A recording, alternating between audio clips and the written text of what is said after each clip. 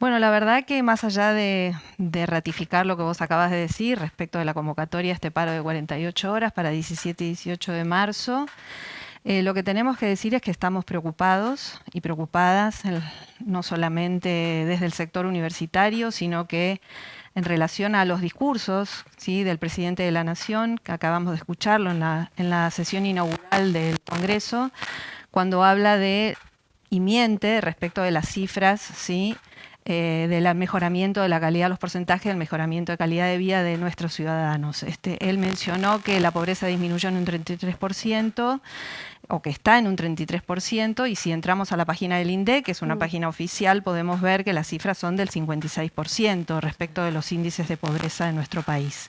Y ni que hablar del sector del Gran Resistencia, que es el sector con mayor índice de pobreza en Argentina, que alcanza hasta más del 60%.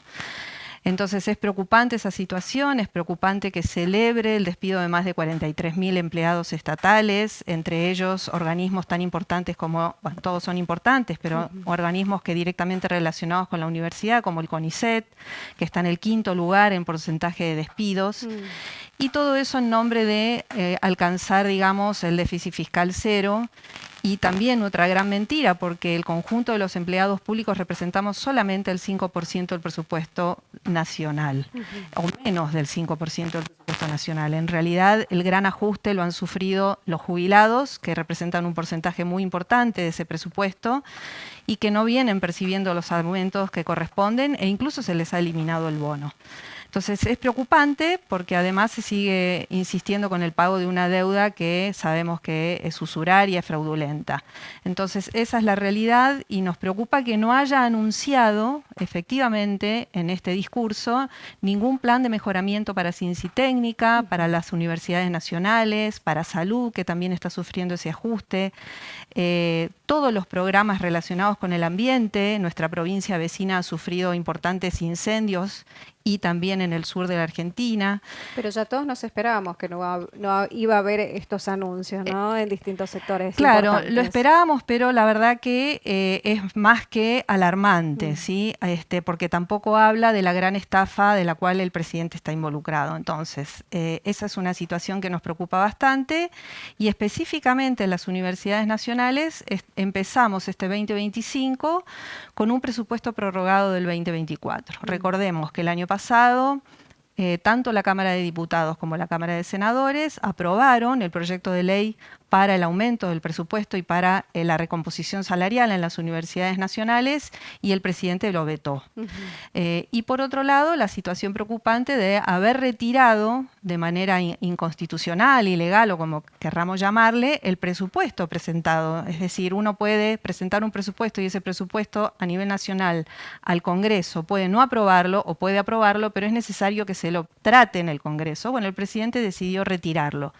Por lo tanto, estamos con un presupuesto para las universidades nacionales y en general para todo lo que representa gastos del Estado, prorrogado del 2024, que ya estaba prorrogado del 2023 y a su vez prorrogado del 2022. En un contexto de devaluación en el mes de diciembre del 118% del peso respecto del dólar y de inflación interanual del 174%. Esto solamente en 14 meses. Y para que tengamos una idea de qué representa ese porcentaje, bueno, 174% en 14 meses el gobierno de Milei. Ese porcentaje lo alcanzó el gobierno anterior en 30 meses, el gobierno del Macri en 38 y el gobierno de Cristina Fernández en 48 meses.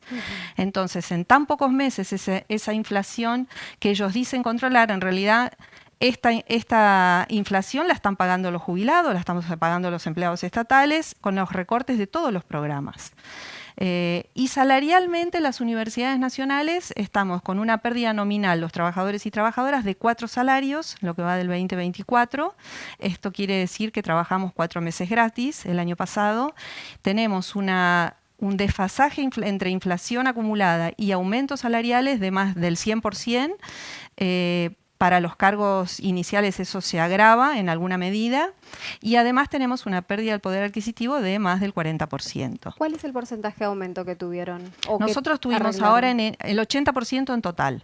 Entonces, en enero ahora tuvimos el 1,5%, en enero 1,2 y en diciembre 1,5. No, perdón. En enero y en febrero. Enero Sí. 1,5 y en febrero 1,2. Pero no alcanza a recuperar todo lo que hemos perdido, que ya mencioné. No solamente la docencia de las universidades nacionales, también los trabajadores no docentes, que estamos en la misma situación.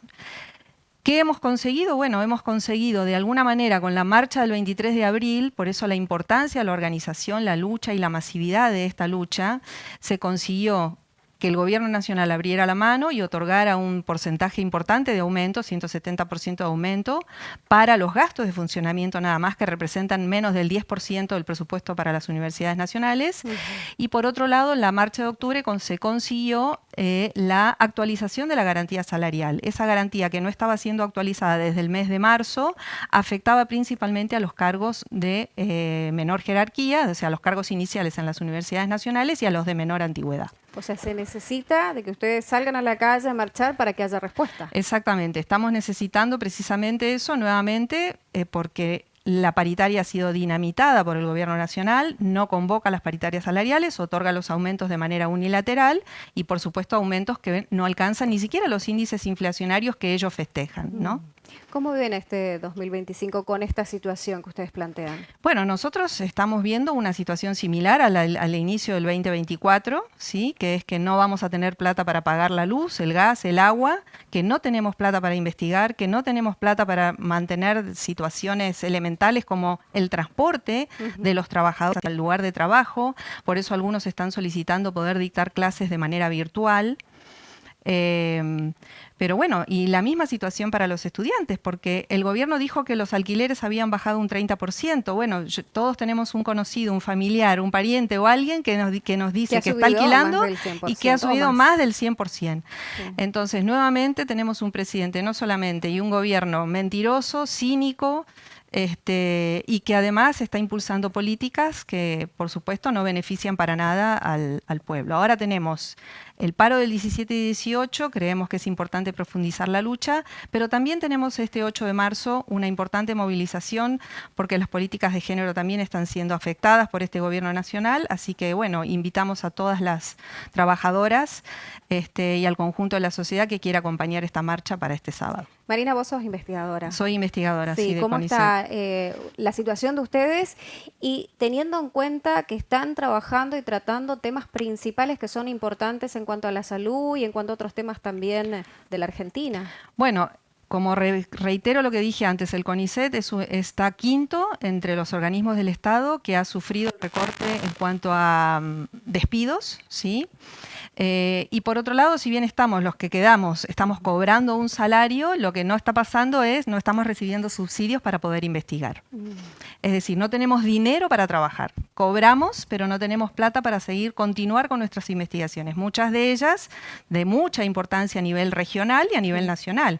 Estamos hablando de las vacunas. ¿Sí? Vacunas contra el dengue, por ejemplo. Hay un importante grupo de investigación que está desarrollando investigaciones, digamos, en Buenos Aires relacionadas con el virus dengue.